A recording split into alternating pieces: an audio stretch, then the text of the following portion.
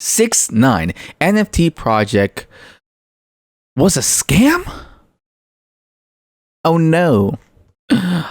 How? A 6ix9ine NFT project that launched earlier this year is now being decreed by some participating fans as an alleged scam.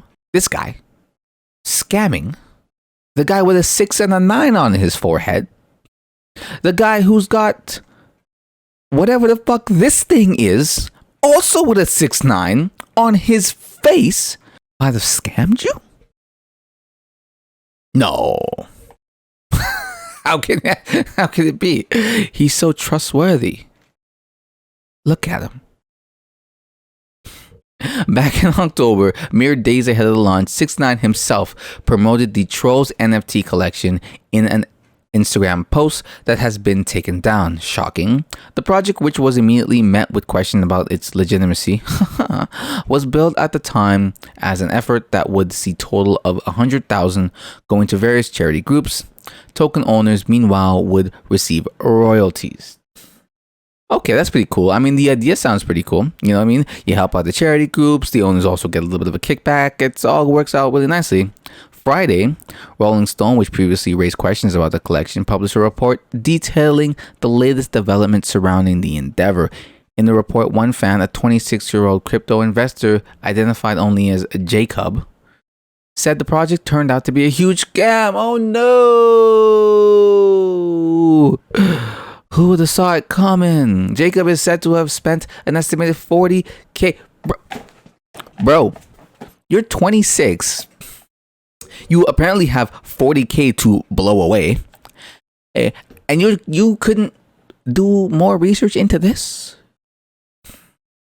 A fool and his money are quickly parted, a saying that is always true.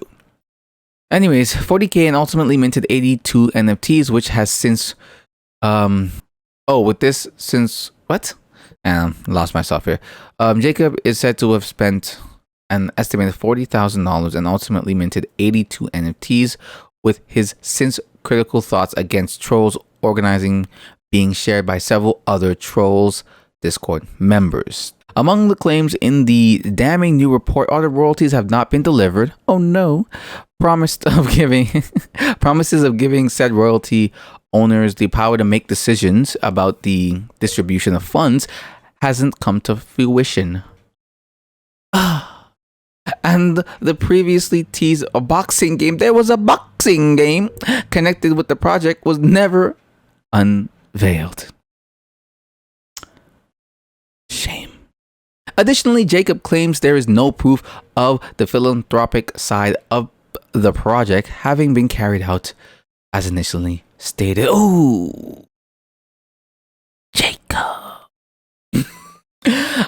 I'm joking. This is really shitty. I mean, you'd want to believe that, because you'd want to believe that 6ix9ine wouldn't try to do this strictly because it's sort of damaging to his image, but also he's a rapper.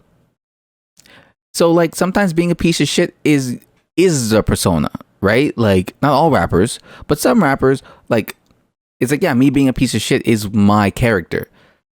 And so me doing stuff like this just feeds into my piece of shit stereotype or whatever.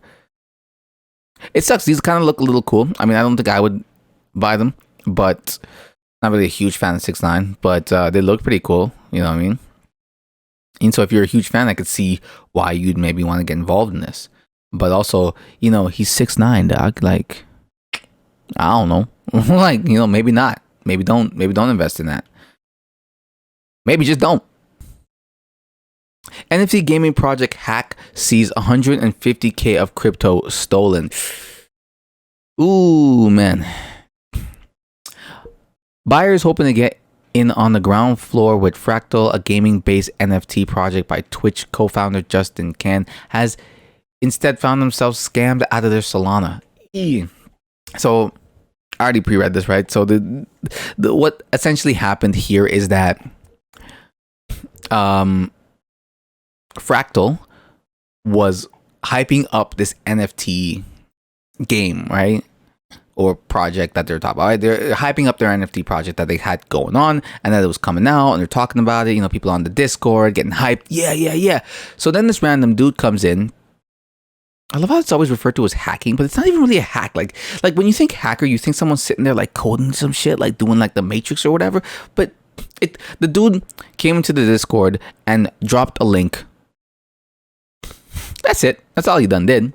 You know, most users in Discord realized straight away that the message was fake, but those who were keen to get in on the NFT. So he dropped. I'm trying to find the spot here, but he essentially dropped a link associated with the whole NFT project. People jumped into it thinking, hey, all right, here we go. Here's the chance. And it turned out to be not. And they were just scammed out of their Solana, which is super unfortunate. So yeah, but so a lot of people realized the message was fake, but those who were keen to get in on the NFT drop went ahead and clicked on the site mint button and asked for 1 Solana to mint each NFT. That's not even a lot either. Like 1 Solana, like that's not a lot. Like that's, you know, so it's like, all right, cool. Users who linked their Solana wallets from then found their entire accounts drained. Ugh, man. The Fractal team shut down the announcement channel entirely after only 5 to 10 minutes, relatively fast. But 373 users still fell victim to the hack, collectively losing over 862 SOL for a value of around $150,000. Man, that sucks. I love NFT stuff. I love cryptocurrency stuff. Love it. You know, digital anything. And I like seeing our world like evolve this way.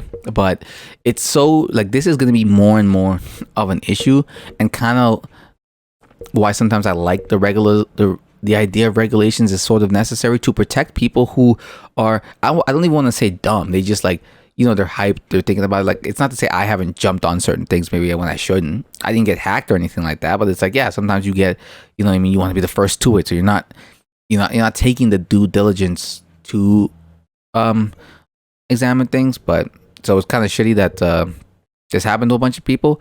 I hope in the future, this is a kind of a rough lesson that people will be like, you know what, next time I will take my time to, you know, before I just click on something and start giving them my money and access to my wallet. Another thing that this also kind of damages the Fractal reveal now, right? Because people might be a little bit more hesitant. So hopefully Fractal will find a different way to do it. They probably had a better way. They probably already have a better way, but what can you do, right? It's unfortunate. It'd be nice if they could do something for the people who got scammed. I don't know how they'd be able to find out who, you know, maybe give them early access even. So unfortunate, but this kind of stuff happens a ton. Moving on. Why black Americans are leading the NFT crypto revolution. This one was really weird. I'm not going to spend too long on this one. I was just like, okay. Should I feel offended or should I feel honored? I don't know. Like, I didn't do it because I'm black. I did it because I just thought it was cool. That's why I'm looking at NFTs and shit.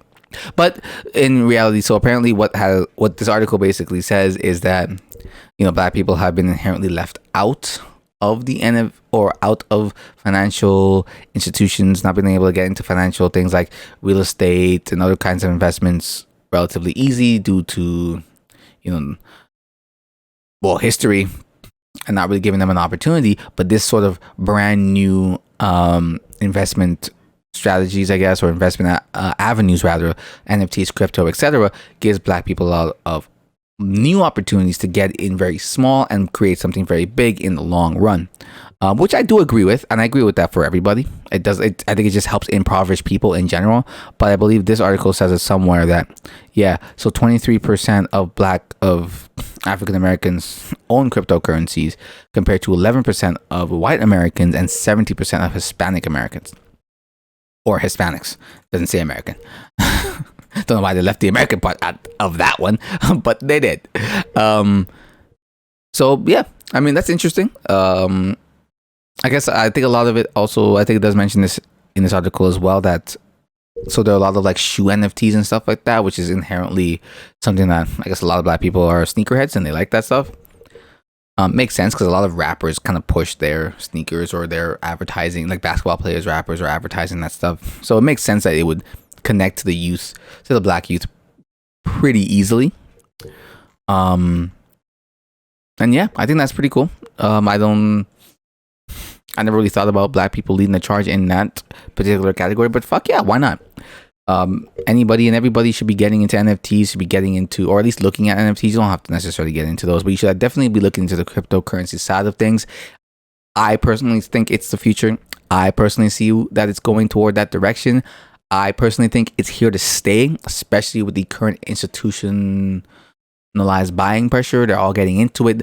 Countries are getting into it. It'd be one thing if it was just one country and like some companies that are all owned by the same billionaires, but it's several countries. It's several countries and then several companies from around the world, right? And then you have retail people from around the world, especially with the current prices of everything kind of just declining like mad. Not the prices of things. Sorry, I meant the dollar, the power of the dollar crashing like mad. Like, you know what I mean? You have like the Turkish lira, for example, abysmal at this point.